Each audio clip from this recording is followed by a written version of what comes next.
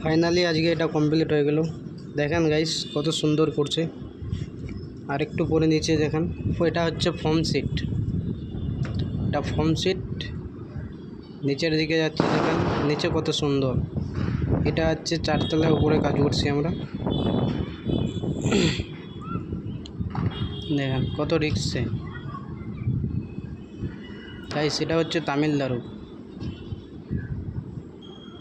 দেখেন এখানকার সিনটা দেখেন কত সুন্দর লাগছে। দেখেন সেই একদম। আপনারাও যদি করতে চান এরকম সেট, বাড়িতে সেট লাগাতে চান, তাহলে বলবেন, করে দেব। দেখেন গাইস কত সুন্দর, সেই একদম লাগছে। এটা কমপ্লিট হয়ে গেল।